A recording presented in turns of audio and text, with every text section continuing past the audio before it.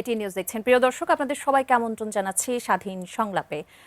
সৌজন্যে আলোক health care and হাসপাতাল, আপনাদের সঙ্গে রয়েছি আমি মুনি ইউসুফ। দর্শক, আপনারা জানেন ত্রয়োদশ জাতীয় সংসদের প্রথম অধিবেশন চলছে।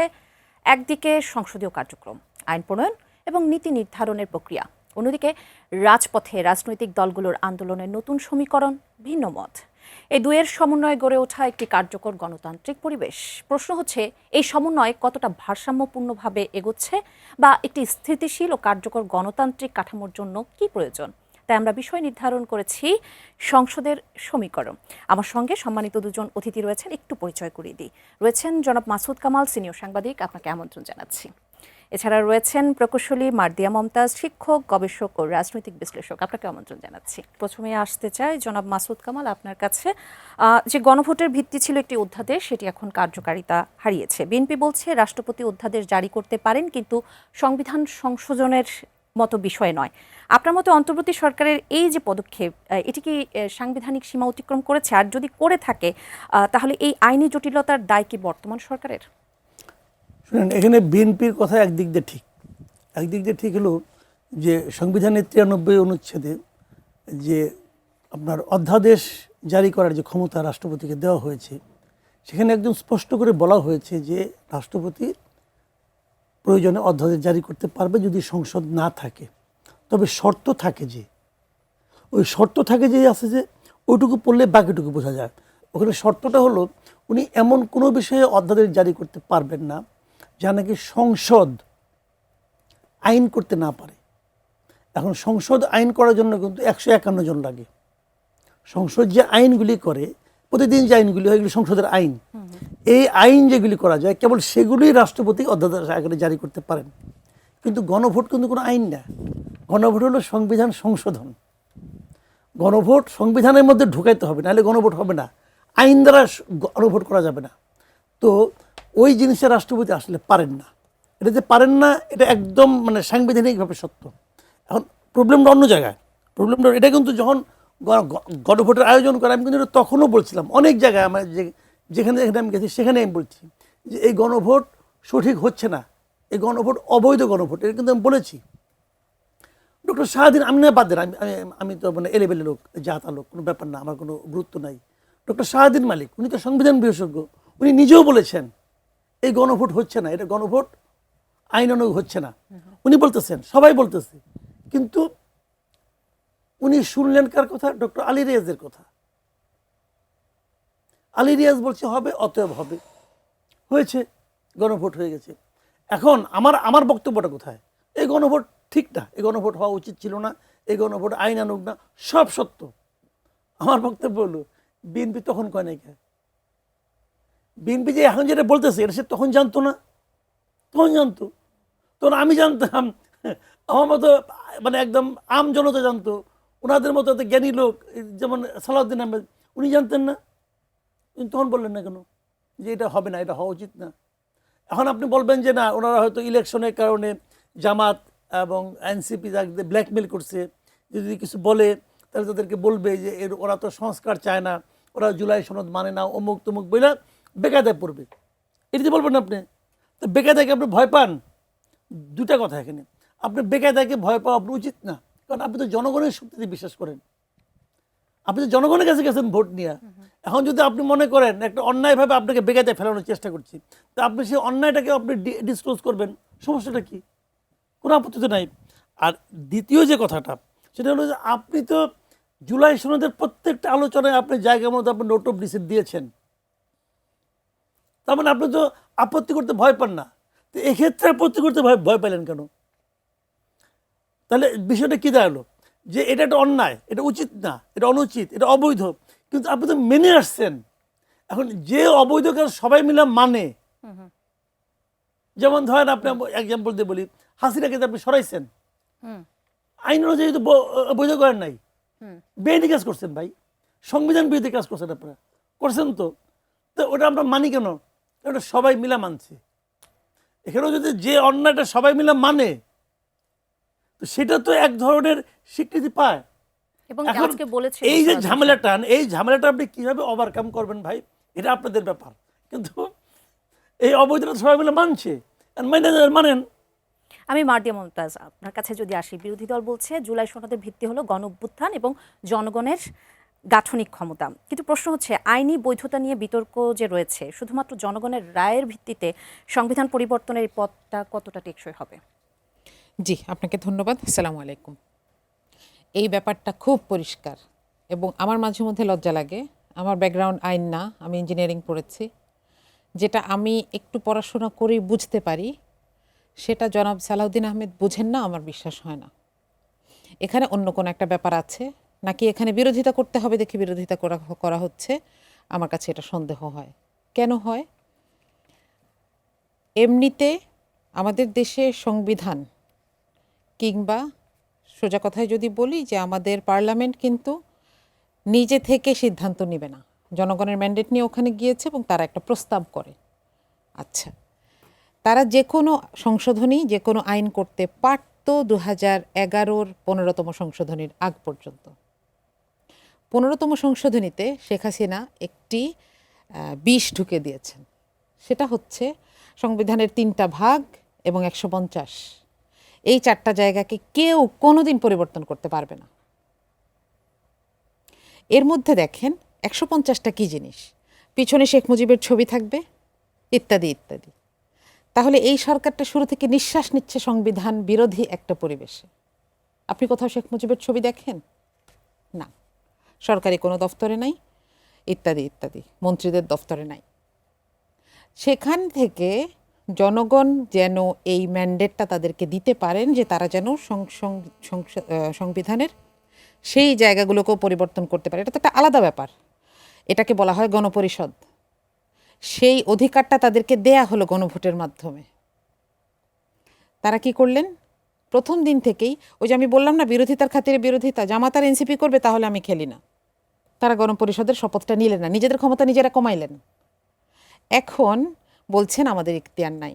এটার জন্য নিজের কারণে একটা সাপ যখন নিজের লেজ নিজে খেতে থাকে তার পরিণতি কোথায় হয়? এটা খুব হাস্যকর না?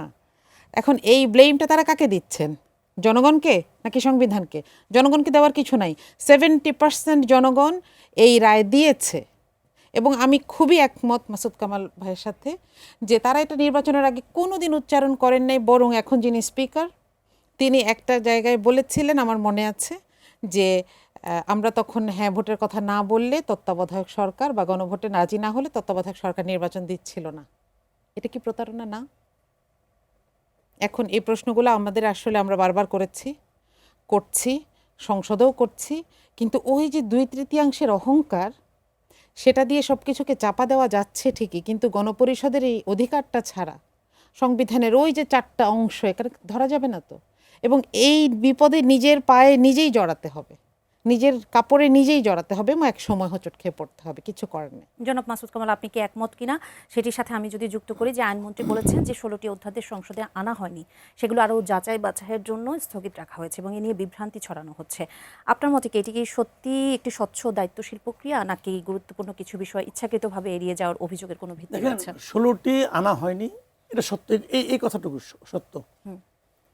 এটাকে আরো যাচাই বাছাই করে আনবেন, এটা হতে পারে, সময় তো ফুরিয়ে জানি, আনতে পারেন, কিন্তু বিভ্রান্তি ছড়ানো হচ্ছে, এটা মিথ্যা। বরঞ্চ আমি মনে করি ওনাদের কর্মকাণ্ড মানুষের মধ্যে সন্দেহ ঢুকিয়ে দিচ্ছে। এটা হলো আমার সিম্পল কথা। যে এখন ধরেন আপনি যদি বলেন যে এখানে এই জায়গাগুলো অস্পষ্ট আছে, তো ক্লিয়ার করেন না কেন? ওনারা কি ক্লিয়ার করেছেন কোন জায়গাগুলো অস্পষ্ট আছে? ক্লিয়ার তো করেন নাই। দেখেন 1 মাস সময় পাওয়া গেছে, 1 মাস আপনি এটা ক্লিয়ার করলেন না কেন? এখন আপনি যাচাই বাছাই করতে আপনি কয় মাস লাগাবেন? এটা তো কার্যকর হয়ে, দেখেন এই অধ্যাদেশগুলো কিন্তু কার্যকর হয়ে গেছে। অধ্যাদেশ মানে কি, কাজ কিন্তু চলতে থাকে, তখনই তো কাজ আরম্ভ হয়ে গেছে। যেমন আপনার ধরেন বিচার বিভাগীয় আলাদা একটা সচিবালয়, এটা তো কাজ শুরু হয়ে গেছে, এটা উদ্বোধন হয়ে গেছে, তো কাজ শুরু হয়ে গেছে। এখন আপনি বলছেন যাচাই বাছাই করতে হবে, করেন না যাচাই বাছাই। আপনি তো করতে না করে নাই, করেন।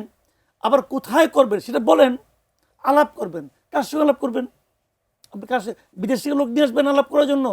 বিভিন্ন অংশীজনদের সাথে অংশীজন আলাপ করেন, অংশীজনকে বিদেশি সব, তাদেরকে পাওয়া যাচ্ছে না। 15 মের পরে করা হবে বলা হয়। হ্যাঁ, 15 মে কেন? আপনি 2015 মে কোন সালের? এটা তো আবার আরেক ঝামেলা আছে, কিন্তু এটা কোন সালে এটা বুঝতে হবে। এখন 15 মে আপনি পরে করবেন, কিন্তু আগে করলে সমস্যাটা কি? এই কথাটা বললাম কেন শুনেন, আগে আর পরে এই 15-20 দিনে খুব একটা দেশের ক্ষতি হয়ে যাবে আমি তা মনে করি না। কিন্তু ঘটনাটা কথা সেটা আমি বলি। ঘটনাটা হলো গিয়া, যখন আপনি এটা বাতিল করে দিন, যখন আপনি এগুলি বাদ রাখলেন স্লোটাতে, তখন মানুষের মধ্যে একটা সন্দেহ ঢুকে গেল। আপনি কিন্তু সন্দেহ দূর করা খুব কঠিন, কিন্তু একবারে যদি সন্দেহ ঢুকে যায়, সেটা আপনার পারিবারিক সম্পর্কেই হোক আর রাষ্ট্রীয় সম্পর্কেই হোক, সন্দেহ যদি একবার ঢুকে, ওই সন্দেহ তখন নিজে নিজে বড় হতে থাকে। আপনি কিন্তু অনেক সমস্ত যে প্রলেপ কাজ হচ্ছে না, কিন্তু আপনি শুরুতেই বলতেন এগুলোতে এই জায়গায় ঝামেলা আছে, আমরা এই জায়গাগুলোকে চেঞ্জ করতে চাই, বলেন না কেন? এখন যখন আমরা সবাই আপনাকে প্রশ্ন করতেছে, তখন আপনি বলতেছেন, তখন আমাদের কাছে এটা অজুহাতের মতো শোনাচ্ছে। আপনি কি করবেন ভাই? আমি তো সন্দেহ করতেই পারি, আপনি আমাকে বুঝান নাই তো, বুঝান আমারে। তো এখন দেখেন অনেকগুলি আছে যেগুলি নাকি আমি পার্সোনালি মনে করি যে এগুলি আপনাদের মেনে নেওয়া উচিত হয় নাই। অন্তর্বর্তীকালীন সরকার অনেক কিছু করছেন, তাদের সুবিধার জন্য করছেন, অনেক কিছু আপনার মেনে নেওয়া ঠিক হয় নাই, এটা আমি মনে করি। আমাকে ব্যাখ্যা দিয়েছিলেন, আপনি কোনো ব্যাখ্যা দেন নেই তো, ওগুলো তো ব্যাখ্যা দেন নাই, ওগুলো আপনার মধ্যে আপনি করে নিছেন। আবার এখানে যখন আসছে, তখন আপনি এগুলি যেগুলো আপনার পছন্দ না, সেগুলো আপনি বলতেছেন যে সন্দেহ আছে। ভাই শুনেন, আলটিমেটলি দেখেন পরের দিন কি হয়েছে, সবগুলি পত্রিকায় কিন্তু একটা হেডলাইন হয়েছে যে বিচার বিভাগ আগের ধারাতেই ফিরছে। এই হেডলাইনটা পড়তে তাদের খুব ভালো লাগছে, এটা পড়তে কি আমাদের খুব ভালো লাগছে? ভাই আমরা তো এমন একটা সরকার পেয়েছি যেটা নাকি আন্দোলনের পরে পেয়েছি। তো আন্দোলনের পরে আন্দোলনের মাধ্যমে পাওয়া একটা সরকারের কাছ থেকে আমাদের এগুলো চাইতে হবে কেন? জি। ওনারা কি আন্দোলনের পালস টের পান নাই? শুনেন, আমি একটা কথা বলি ভাই, আপনি সরকারে থাকেন আর না থাকেন, অসরকারে থাকেন আর বিরোধী দলে থাকেন, যেখানেই থাকেন, মাথায় রাখবেন এই আন্দোলনটা কি হয়েছিল, কি উদ্দেশ্য নিয়ে হয়েছিল, এগুলি কিন্তু ঢাকার দেয়ালে দেয়ালে এখনো আছে। যান না ঢাকা ইউনিভার্সিটি এলাকায় যান, দেখবেন দেয়ালে দেয়ালে আছে। যে কোনো জায়গায় যান, বড় জোর মিরপুরে যান, দেখবেন দেয়ালে দেয়ালে এখনো আছে। আপনারা কি করছেন, সেই কাজগুলো ওই দেয়ালের লেখার সঙ্গে মিলাই নেন, আচ্ছা, তাহলে বুঝতে পারবেন কি হচ্ছে। আমি মার্দিয়া মুমতাজ, আপনার কাছে যদি আসি, স্বরাষ্ট্রমন্ত্রী অভিযোগ করেছেন বিরোধী দল সংসদের ভেতরে যেসব ইস্যুতেও ওয়াকআউট করেছে সেগুলো সঠিক ছিল না এবং তারা সংসদের বাইরে ভুল তথ্য দিয়ে ব্রিফ করছে। আবার বিরোধী দল বলছে গুরুত্বপূর্ণ অধ্যাদেশগুলো নিয়ে যথেষ্ট স্বচ্ছতা নাই। এই অবস্থায় আপনার কাছে প্রশ্ন, যে বিরোধী দল কি সত্যি সরকারের প্রতি আস্থা রাখতে পারছে না, নাকি এটি রাজনৈতিক অবস্থানকে জোরালো করার একটি কৌশল আপনাদের? রাজনৈতিক অবস্থান জোরালো না হলে কেউ 70টা আসন নিয়ে জাতীয় সংসদে যায় না, এটা যথেষ্ট জোরালো অবস্থান।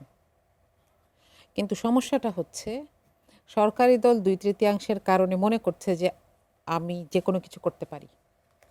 এটার রেজাল্টটা কোথায় আসছে দেখেন, গত পরশুদিন একটা বিল আসবে।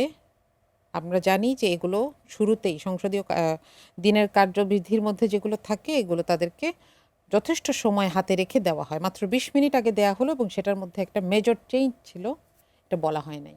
এটা থেকে শুরু করে বিভিন্ন জায়গায় এই কাজগুলো কোন হচ্ছে। বিলটির কথা বলছেন আপনি? আমি এই বিলটা এক্স্যাক্টলি বলতে পারছি না, এটা সংসদে বলা হয়েছে, বিরোধী দলীয় নেতা এটা দাঁড়িয়ে বলেছেন।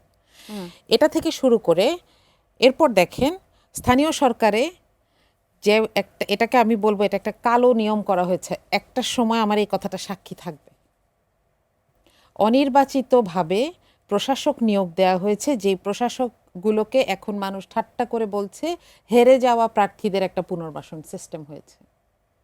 নির্বাচনে যারা হেরেছেন তাদেরকে জেলা প্রশাসক হিসেবে নিয়োগ দেওয়া হয়েছে। এটা অস্থায়ী ছিল, এটাকে বিলের মাধ্যমে পাশ করায় নেওয়া হইল স্থানীয় সরকারের সিস্টেমে। এইটাকে আপনি কি কোনোদিন বিরোধী দলে যাবেন না? আপনি যদি কোনোদিন বিরোধী দলে যান, তাহলে আপনার সাথে যখন এই আচরণটা করা হবে তখন আপনি কি করবেন?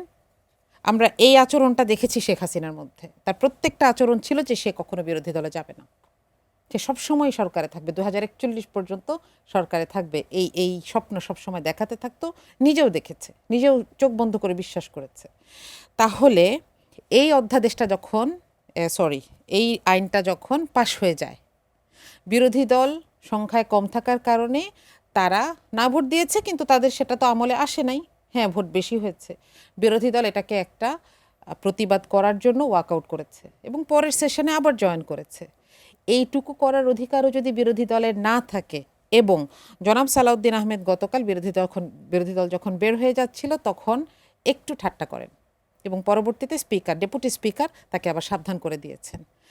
এই যে একটা মোরাল সুলভ আচরণ, এটার জবাবে বিরোধী দলের আচরণে তো আমি কোনো ভুল দেখতে পাই না। নোট অফ ডিসেন্ট যদি কারো থাকে তার এইটুকু অধিকার আছে, এবং একটা সংসদীয় সিস্টেম, ডেপুটি স্পিকার এই কথাটা স্পষ্ট বলেছেন যে এটা একটা সংসদীয় সিস্টেম, যে তারা দ্বিমত করছেন, যেহেতু সংখ্যায় বেশি না, তাদেরটা ধোপে টেকে নাই, তারা ওয়াকআউট করেছেন।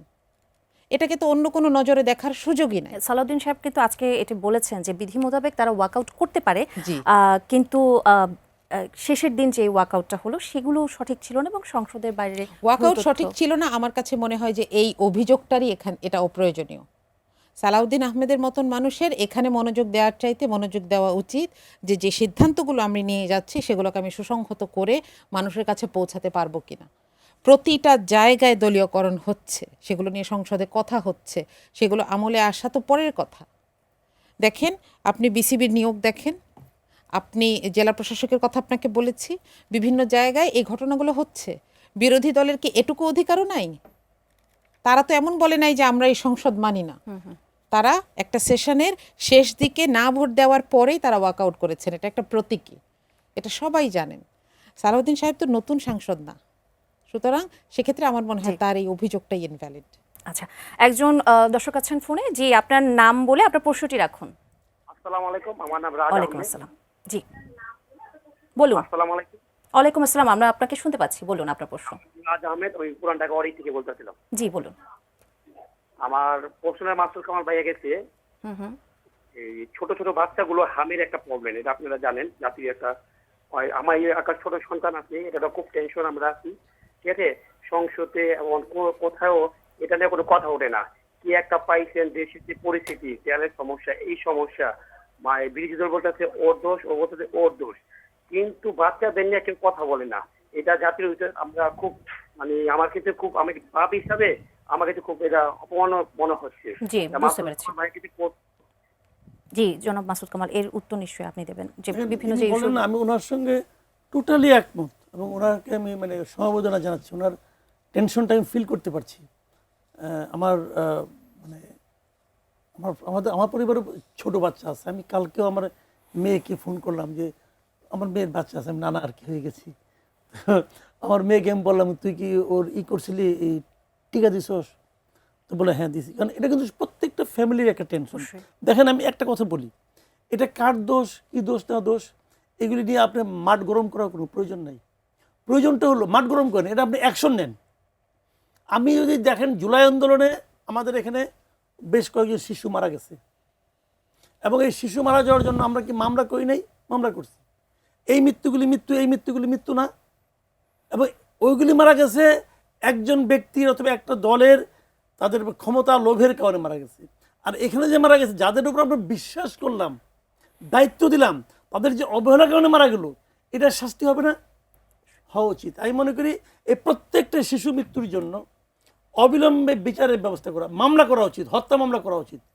যারা যারা দায়ী হবেন খুঁজে বাই করেন, তদন্ত করেন, তাদের বিরুদ্ধে অ্যাকশন নেন। কথা পরিষ্কার। আমি ওই সময় সরকারে ছিলাম না, অথবা ওই সরকার এখন নাই, অতএব আমি মাপ পেয়ে যাব, এটা হতে পারে না। তাদেরকে বিচার করতে হবে। বলবেন যে না, উনি তো ক্যান্সারের রোগী, ওনাকে আর বিচারের আওতায় না, কি হবে না, তাও বিচার করতে হবে।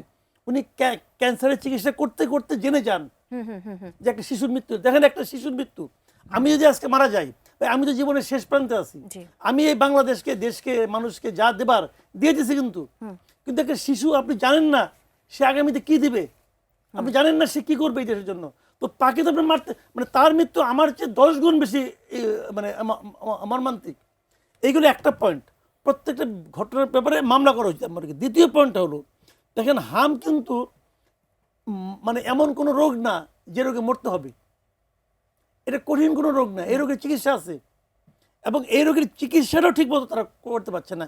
এইটা হলো এই গভর্নমেন্টের ব্যর্থতা আমি মনে করি। কেন হামের রোগীদেরকে সর্বোচ্চ গুরুত্ব দেওয়া হচ্ছে না? কেন দেওয়া হচ্ছে না? আমি তো মনে করি প্রত্যেকটা হাসপাতালে, কেবল না, প্রত্যেকটা বেসরকারি হাসপাতালে, সরকারি হাসপাতালে হামের জন্য, যেরকম আমরা কোভিডের সময় হয়েছিল, হামের জন্য আলাদা ইউনিট করা উচিত, এবং সরকার এটাকে কনফার্ম করা উচিত। একটা হামের রোগীর জন্য বিনা চিকিৎসা অথবা চিকিৎসার অবহেলার কারণে মারা না যায়। এটা খুব সহজ চিকিৎসা রে ভাই। এটা এমন কোনো ওষুধ না যেটা আপনার বাংলাদেশে পাওয়া যায় না, খুব সহজ। এটা হলো management, one kind of management, এবং এই ম্যানেজমেন্টটা নিয়ে প্রচার করা উচিত। উনি যেটা বললেন যে এই বিষয়টা নিয়ে সংসদে আলোচনা হলো না। তা আমি বলি ভাই, শিশুদের এই রোগ, এর চেয়ে গুরুত্বপূর্ণ রোগ আর কি আছে? এর চেয়ে গুরুত্বপূর্ণ ইস্যু আর কি হতে পারে? আপনি এটা নিয়ে আলোচনা করেন না, আর ওখানে হাসি ঠাট্টা করেন। ভাই এটা তো ভাই ঠিক না। একজন বানাইছে স্বাস্থ্যমন্ত্রী, সে দায়িত্ব নিয়েই ডায়লগ বাড়তেছে যে এখন থেকে আর রোগীরা ডাক্তারের পিছনে দৌড়াবে না, ডাক্তাররা রোগীর পিছনে দৌড়াবে। মানে কত বড়, মানে কি বলবো, মানে এই বিষয়ে না জানলে পরে এরকম কথা বলতে পারে। সে জানে বাংলাদেশে ডাক্তার রোগীর রেশিও জি। কত, আমি খবর রাখে। জি, তো সেটা এখন আমি বলি কি ভাই, আপনি এক কাজ করেন, ওই ডাক্তারদেরকে বলেন যে হামের রোগীর পিছনে তোমরা দৌড়াও, তাহলে যদি কিছু একটা হয়। এটা সরকার, আমি মনে করি এটা এটা মারাত্মক একটা ব্যাপার, এবং এটা সবাইকে খুব সিরিয়াসলি নেওয়া উচিত ভাই। মার্জিয়া মমতাজ, আপনারা বিরোধী দল হিসেবেও সংসদে আছেন, আপনাদেরও তো একটি দায়িত্বের জায়গা থাকে। এ বিষয়ে আপনারা কি করছেন বা কি করা প্রয়োজন বলে মনে করেন? জি, আমার জানা মতে এ পর্যন্ত বিরোধী দলের 3জন সংসদ সদস্য তাদের বক্তব্যে স্বাস্থ্যমন্ত্রীর দৃষ্টি আকর্ষণ করেছেন। আপনারা দেখেছেন প্রথম দিন স্বাস্থ্যমন্ত্রী জবাব দিয়েছেন হামের টিকার ব্যাপারে, যেটা আসলে ওই যে মাসুদ কামাল ভাই যেটা বলছিলেন যে এটা একটা ব্লেম গেম শুরু হয়ে গেছে। ইউনূস সরকারের সময় যথেষ্ট পরিমাণ হামের টিকা সংরক্ষিত হয়নি, কিন্তু এখন আমরা কি করছি এটার আবার জবাব আছে। আপনি দেখেন বিভিন্ন জায়গায় হাসপাতাল লেভেলে চাঁদাবাজি হচ্ছে। গতকাল একটা ঘটনা রিভিল হলো, তাই না, যে একজন বিশেষজ্ঞকে তিনি তার হাসপাতালের মহাপরিচালক এবং সরকারি হাসপাতালের মহাপরিচালক তাকে গিয়ে সরাসরি চাঁদাবাজি, এবং বলা হয়েছে যে আপনার এখানের খাবার দাবার কেনার ইয়েটা আমাদেরকে দেন, দায়িত্বটা আমাদেরকে দেন, এবং তিনি রাজি না হয় তাকে হুমকি দেওয়া হয়। তো কপাল ভালো সেটা মিডিয়ায় চলে আসায় এ ব্যাপারটা থামানো গেছে, কিন্তু এটা কিন্তু থেমে নাই। গত শুক্রবারও যুবদলের দুই দলের গোলাগুলিতে মাদ্রাসা ছাত্র নিহত হয়েছে নারায়ণগঞ্জে। কিচ্ছু কিন্তু থেমে নাই, শুধু থেমে আছে ম্যানেজমেন্টটা। ভালো কাজগুলো থেমে আছে, খারাপগুলো থেমে নাই। এখন বিরোধী দলকে প্রশ্ন করার আগে বিরোধী দল কথাবার্তা বলতেই পারে, শুধু কি বিরোধী দলের এলাকাগুলোতে বাচ্চাদের হাম হচ্ছে তা তো না, তাই না? তাহলে যে কেউ তো এই প্রশ্নটা সংসদে আনতে হবে। ইভেন সংসদে যদি নাও আসে, স্বাস্থ্য মন্ত্রণালয় তো কাজ করছে, স্বতন্ত্রভাবেই কাজ করছে, শুধু সংসদে গিয়ে প্রশ্নের জবাব দেওয়া তো তার কাজ না। সেই কাজটার আমরা কোনো ফলাফল দেখতে পাচ্ছি না কেন? 2 মাস হয়ে গেছে শুধু দায়িত্ব নেওয়ার, এখন কিন্তু আর এটা বলার সুযোগ নাই যে আমরা তো নতুন আগে একটু বুঝে নেই। এখনও যদি এটাকে ম্যানেজ করা না যায় তাহলে এটার দায় সরকারকে নিতে হবে, এবং এটা আমরা অবশ্য বাংলাদেশে কখনোই দেখি না যে একটা মিসম্যানেজমেন্টের কারণে একজন মন্ত্রী পদত্যাগ করছেন, এটা আমরা দেখি না। কিন্তু মন্ত্রী কি কৈফিয়ত দিচ্ছেন? দেখেন আমরা আরেক যোগাযোগ মন্ত্রীকেও দেখেছি যে এতগুলো অ্যাক্সিডেন্টের পরে, আচ্ছা ঠিক আছে আগে কিছু করার ছিল না, পরে কি ব্যবস্থা নেওয়া হলো এটার কোনো কৈফিয়ত আপনি কোথাও দেখেছেন? দেখেন নাই। বরং তিনি বলেছেন যে খুবই সুন্দর, আমার জানা মতে খুবই সুন্দর ঈদ গেছে। তো এই যে জবাবদিহিতার অভাব, এই সংস্কৃতিটা আমাদের জাতির জন্য মনে হয় এটা একটা মানে আনএভিটেবল কিসমত, যেটাকে আমরা এড়াতে পারছি না। আরেকজন দর্শক আছেন ফোনে। জি, দর্শক আপনার নাম বলে প্রশ্নটি রাখুন। আমার নাম মোজাম্মেল, আমি ডিএইচএস বাড়িধারা থেকে বলছিলাম। জি বলুন। আমার প্রশ্ন ছিল যে কোন রাজনৈতিক দল কিন্তু সরকারে আসে দলীয় ভোটে না, কিন্তু হ্যাঁ সুইং ভোটার কিন্তু থাকে।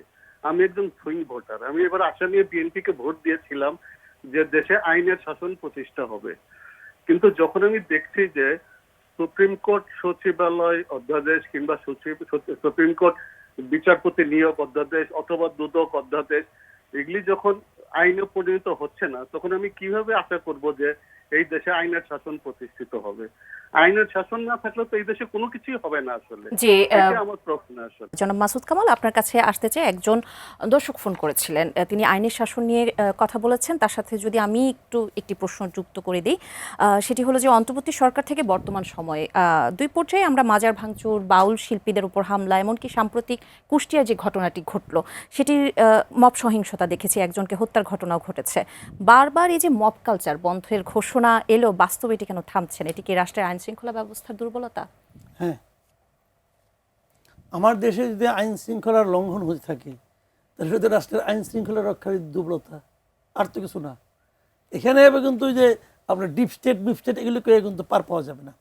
তো আমার প্রশ্ন হলো এখন কয়েকটা, দেখেন কুষ্টিয়ায় যে ঘটনাটা আজকে ঘটছে, এই ঘটনার জন্য কয়েকটা ঘটনা আছে। এখানে 1 নম্বর ঘটনা হলো যে এটা কিন্তু একটা হুজুগ তৈরি করা হয়েছে। হুজুগটা কে তৈরি করলো? 7টা না 8টা আইডি থেকে তার বিরুদ্ধে বলা হয়েছে। কে বললো?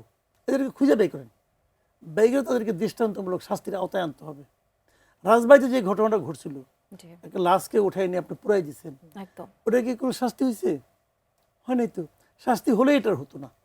কারণ শাস্তি যখন একটা হয়, শাস্তি হওয়ার কারণটা কি? যে অন্যায় করে কেবল তাকে শাস্তি দেওয়া, তাকে পেইন দেওয়া তা কিন্তু না। পাশাপাশি পরবর্তী সময় যদি কেউ অন্যায়টা করতে চায়, তাদের দিকেও কিন্তু নজরটা যায় যে আমি তাহলে এই কাজটা করলে এরকম শাস্তি পেতে হয়, এই ভয় আর কেউ যায় না। এক্সাম্পল ক্রিয়েট কিন্তু করা। তারা যদি জানে যে কিছু হবে না আমার, তাহলে এটা হবে। এটা এক নম্বর জিনিস। এখানে সমস্যাটা কিছু জানেন, আমি আপনাকে একটা কথা বলি।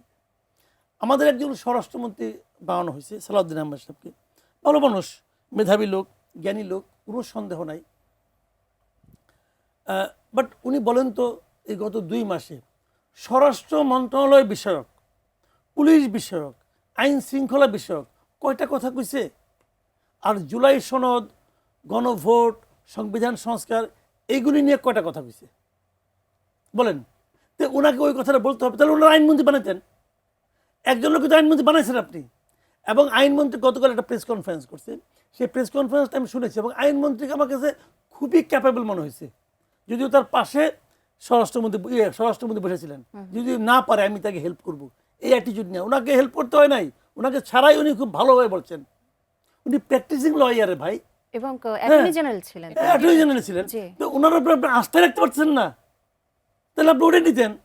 তো এখন আপনি ভাই ওটা করছেন ঠিক আছে, তাও আমি অস্বীকার করি না। দলের সার্ভিস দিচ্ছেন, দলকে একটা সার্ভিস তো আপনাকে দিতেই হবে, দেন, আমার কোনো আপত্তি নাই। কিন্তু দল তো আপনাকে, প্রধানমন্ত্রী তো আপনাকে নির্বাচন করেছেন প্রাইম মিনিস্টার হিসেবে, স্বরাষ্ট্রমন্ত্রী হিসেবে। তো হোম মিনিস্টার হিসেবে আপনার ভূমিকাটা কি? এই যে আজকে একজন লোককে পিটে মারা হলো ভাই, দেখেন ওই ভদ্রলোক কি বলছেন, উনি ধর্মবিরোধী কিনা, অথবা উনি ইসলাম নিয়ে কি কটূক্তি করছেন, এই সবগুলি কিন্তু আপনি দেখতে পারেন, আমার কোনো আপত্তি নাই। কিন্তু তাই বলে তাকে আপনি মারতে পারেন? মারতে তো পারেন না। এবং পূর্ব পরিকল্পিতভাবে পৃথিবীর কোনো ধর্মে বলা হয়েছে এক যুদ্ধ ছাড়া, ধর্মযুদ্ধ অথবা অন্য কোনো এরকম সিচুয়েশন ছাড়া নর্মাল টাইমে আপনি একজন লোককে হত্যা করে বেহেস্তে যাবেন? আছে কোনো ধর্মের পৃথিবীতে? না। বেহেস্ত বলেন, স্বর্গ বলেন, হেভেন বলেন, একটা মানুষকে হত্যার মাধ্যমে লাশের উপরে দাঁড়িয়ে আপনি বেহেস্তে যাবেন? তার মানে যে লোকগুলো এটা করে তারা একটা হুজুগ তৈরি করছে। এটা ওয়ান কাইন্ড অফ মব। তো মবের জন্য আমি কি কৃষিমন্ত্রী দায়ী করব? মবের জন্য দায়ী সালাউদ্দিন আহমেদ, উনি পারেন না এটা করতে। হামের জন্য দায়ী স্বাস্থ্যমন্ত্রী। আমাকে তো একজনকে জন্য দায়ী করতে হবে রে ভাই। আমি কাকে বলবো, কার কাছে যে আকতি করব, কাকে ধমক দেব, কার উপর ক্রোধ দেখাবো, কে? সেই মন্ত্রী। এবং সালাউদ্দিন আহমেদ সাহেব সংসদে কত সাফল্য দেখিয়েছেন, এগুলো সব ইমেটেরিয়াল। কারণ আপনাকে দায়িত্ব দেওয়া হয়েছে হোম মিনিস্ট্রি। পারেন নাই কেন আপনি? মব থামাতে পারলেন না কেন? আপনি এমন কোনো সিচুয়েশন ক্রিয়েট করতে পারলেন না কেন যে সিচুয়েশনটা দেখে, যে কথাগুলি শুনে মবকারীরা ভয় পায়? উনি পারেন না রে ভাই। কাজে এইগুলির দায়িত্ব নিতে হবে ভাই আপনাকে। আপনি তাকে সরিও বলেন না এই পর্যন্ত, আপনাদের সরি বলা উচিত। আমি মার্দিয়া মমতাজ আপনার কাছে একটু আসতে চাই যে এই যে ধর্ম অবমাননার মতো সংবেদনশীল অভিযোগে আদালতের পরিবর্তে জনতা নিজেরাই বিচার করছে, যা মব ভায়োলেন্সের রূপ নিচ্ছে, এই প্রবণতা কি বাংলাদেশে আইনের শাসন ও গণতান্ত্রিক যে কাঠামো রয়েছে এর জন্য দীর্ঘমেয়াদী কোনো বড় ধরনের ঝুঁকি তৈরি করছে কিনা? জি, অবশ্যই। এটা তো একটা ফল আমরা দেখতে পাচ্ছি। ভাই যেটা বললেন যে আমাদের মধ্যে দীর্ঘদিনের বিচারহীনতার যে সংস্কৃতি, সেটাই এই কাজগুলোতে দুষ্কৃতিকারীদেরকে উৎসাহিত করে। এবং আমি একটা কথা খুব স্পষ্টভাবে বলতে চাই, মাজার ভাঙা থেকে শুরু করে যে কোনো ধরনের এই যে ধর্মীয় অনুভূতিতে আঘাত, এটা কোনো ধর্মীয় ইস্যু নয়, এটা একটা রাজনৈতিক ইস্যু। কোনো ধার্মিক, ভাই যেটা বলছিলেন এটা তো আরও কড়া করে বলা যায়, যে বরং এটা উল্টোটা বলা আছে যে একজন মানুষকে হত্যা করলো সে যেন সমগ্র মানব জাতিকে হত্যা করলো। কোনো ধার্মিক এই কাজটা করবে না, গ্যারান্টিড। আপনি প্রমাণ করতে চাইলে প্রমাণ করতে হবে, আমাকে প্রমাণ করে দেখাতে হবে। আমি কোনোদিন দেখি নাই, আমি নিজে প্র্যাকটিস করি, আমি কোনোদিন দেখি নাই আমার চারপাশে আর কেউ এভাবে কথা বলছে। আমি মানুষের সাথে মিশেছি, আমি তৃণমূলে কাজ করেছি, আমি কোনোদিন মানুষের মধ্যে এই ধরনের মানসিকতা দেখি নাই। বরং এই যে দাঙ্গাগুলো, এই যে ইচ্ছে করে একটা দলকে উত্তেজিত করে আরেকটা জায়গার বিরুদ্ধে লাগিয়ে দেওয়া হয়, এগুলো হচ্ছে পরিকল্পিত। আপনি জানেন এগুলো রামুতে ঘটেছে, বিভিন্ন সময় আমরা দেখেছি, শেখ হাসিনার সময়ও দেখেছি, এখনও দেখছি। এই জায়গাটাতে শাস্তি দিতে অসুবিধাটা কোথায়? আমরা প্রথম আলোর অফিসে যে ঘটনাটা দেখেছি, সেটা শাস্তি হয়েছে, সেটা সিসিটিভি ফুটেজ আছে। শাস্তি কোথায়? হিয়ারিং কোথায়? কৈফিয়ত কোথায়? তাহলে মানুষ এখন জানে যে আমি হুজুকে পড়ে ওই 2-4 জন নিয়ে একটু গিয়ে মেরে আসবো, আমার কিছু হবে না, একদম। মানুষ যাবে। এটাকে বন্ধ করার জন্য প্রথমত আমাকে নিশ্চিত করতে হবে আমি এটার বিচার করব, এবং দ্রুততম সময়ের মধ্যে এটার বিচার করা সম্ভব। বিচার হয় না কেন? এখানে একটা কিউ আছে, এখানে দলীয় সংশ্লিষ্টতা থাকে। এজন্য সরকারি দল যারা আসলে এই কাজটা করা উচিত, তারা এটাতে আগায় না। তাকে এটা বন্ধ করতে হবে। তুমি আমার দলের হতে পারো, কিন্তু সন্ত্রাসের কোনো দল নাই। এটা তো একটা সন্ত্রাস, তাই তো? জনমানবের মানে সাধারণ মানুষের বিরুদ্ধে এটা একটা সন্ত্রাস। এখানে কোনো টলারেন্স নাই। এটা দেখাতে পারলেই আমরা দেখব যে আস্তে আস্তে এটা কমে আসছে, কিন্তু দীর্ঘদিন ধরে আমরা দেখে আসছি যে এগুলোর কোনো বিচার হচ্ছে না। জনাব মাসুদ কামাল, আপনার কাছে আসি। সন্ত্রাস বিরোধী আইনের সংশোধনের মাধ্যমে একটি বড় রাজনৈতিক দলের কার্যক্রম পুরোপুরি নিষিদ্ধ করা হয়েছে। রাষ্ট্র বলছে এটি নিরাপত্তার স্বার্থে প্রয়োজনীয়, কিন্তু এই ধরনের সিদ্ধান্ত কি গণতন্ত্রকে সুরক্ষিত করে, নাকি রাজনৈতিক বহুত্ববাদ মত প্রকাশের পরিসর সংকুচিত করে দীর্ঘমেয়াদে কোনো সংকট তৈরি করে? কি মনে হয়? আমি প্রথমে আমার অবস্থানটা ক্লিয়ার করি। সেটা হলো, আমি কোনো রাজনৈতিক দল নিষিদ্ধের পক্ষে না। যেদিন 3 তারিখে অগাস্টে 24-এর 3 তারিখে যেদিন নাকি জামাতকে নিষিদ্ধ করলো, ওই দিনই আমি বলছি যে আমি এটার পক্ষে না। কারণ আমি আমি এমনকি সত্যি কথা বলতে আমি হিজবুত তাহরিরকে নিষিদ্ধ করছি, আমি ওটারও পক্ষে না। আমি কোনো রাজনৈতিক দলকে নিষিদ্ধের পক্ষে না। আওয়ামী লীগ অনেক অন্যায় করছে, কোনো সন্দেহ নাই। আওয়ামী লীগের যারা অন্যায় করছে প্রত্যেকটা লোককে বিচারের আওতায় আনা হোক, প্রত্যেকটা লোককে। কত লোক ধরে না, আমি উদাহরণ দিয়ে বলি। যত লোক এই 15 বছরে আওয়ামী লীগের মন্ত্রী ছিল, যত লোক এই 15 বছরে আওয়ামী লীগের এমপি ছিল, যত লোক এই 15 বছরে আওয়ামী লীগের এমপি হওয়ার জন্য মনোনয়নপত্র কিনেছিল, তাদেরকে ধরেন। যত লোক এই সময়ের মধ্যে আওয়ামী লীগের সেন্ট্রাল কমিটির মেম্বার ছিল, সেন্ট্রাল কমিটিতে ছিল, যত লোক এই সময়ের মধ্যে আওয়ামী লীগের জেলা কমিটিতে ছিল, যত লোক এই সময় আওয়ামী লীগের উপজেলা কমিটিতে ছিল, মূলত দুর্নীতিতে এরাই করছে, শয়তানিতে এরাই করছে, সহিংসতা এরাই করছে, সবগুলির বিরুদ্ধে আপনি মামলা করেন, আমার কোনো আপত্তি নাই।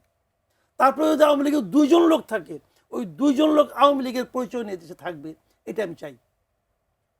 এটা আমি চাই। কোনো রাজনৈতিক দলকে আপনি নিষিদ্ধ করার কেউ না।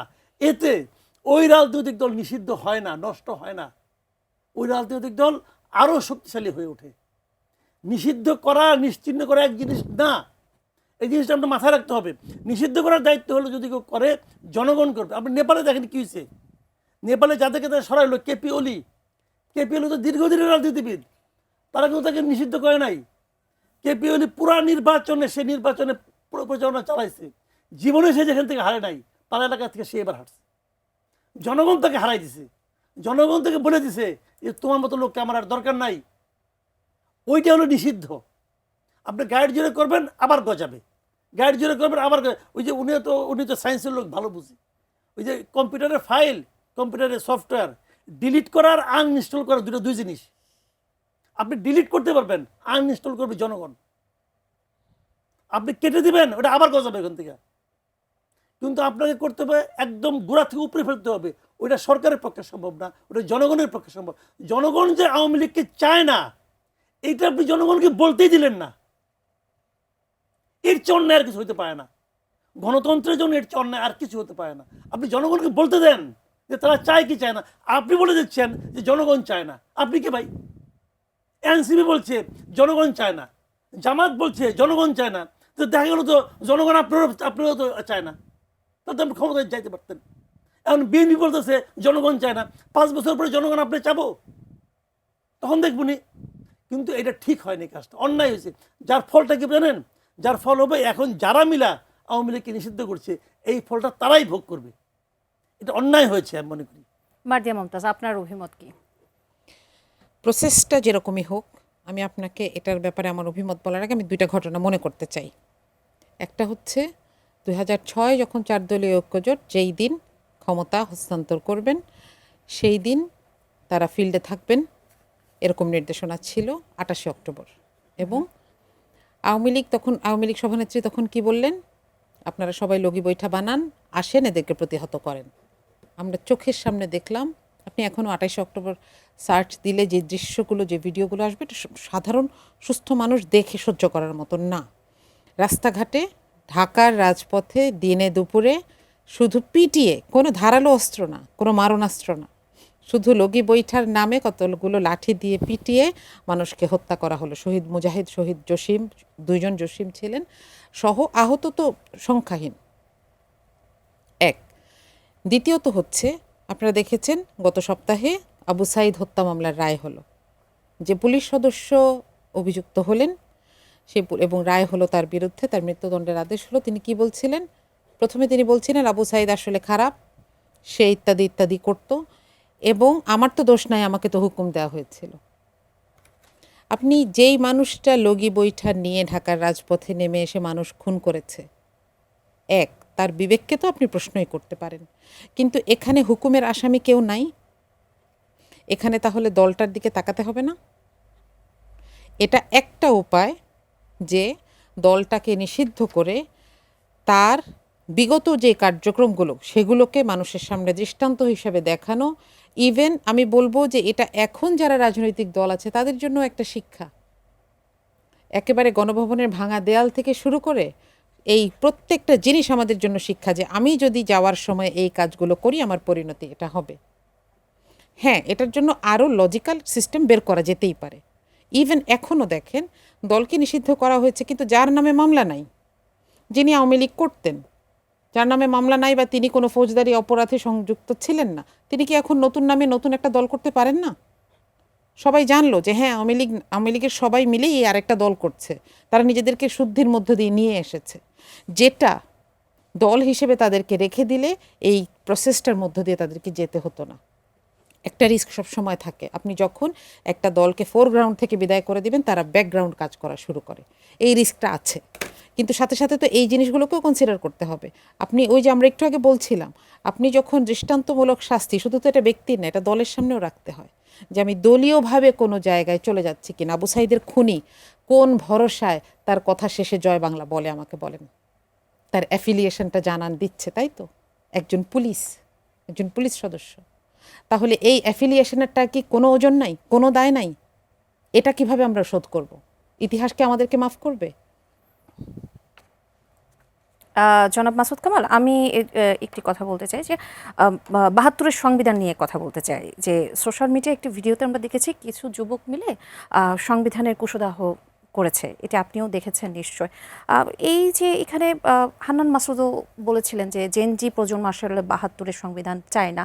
এই যে এটার আপত্তির মূল জায়গাটা কি? আর এটি কি শুধু একটি রাজনৈতিক অবস্থান নাকি বৃহত্তর তরুণ সমাজের প্রতিফলন? শুনেন, ৭২-এর সংবিধান আমার বিবেচনায় মোটামুটি খারাপ না, একটা ভালো সংবিধান। সেই সংবিধানকে তো আসলে ওই সংবিধান নাই। আর ওই সংবিধান এতবার সংশোধন করা হয়েছে, 15 বার সংশোধন করা হয়েছে, তাই না? ওই সংবিধান কি আর আছে? সংবিধান তো নাই। ওটা কতবার চেঞ্জ করা হয়েছে। বঙ্গবন্ধু শেখ মুজিব নিজে চেঞ্জ করেছেন। ৭২-এর সংবিধান কি একদলীয় শাসন ব্যবস্থাকে স্বীকার করতো না তো। ওটা তো বঙ্গবন্ধু নিজে আমাদের যুক্ত করছেন না। ৭২-এর সংবিধান জিয়া রহমান চেঞ্জ করেন নাই, অনেকেই করছে। কাজেই ৭২ বলার মানে জানেন কি, আসলে ওই সময়টাকে আঘাত করা।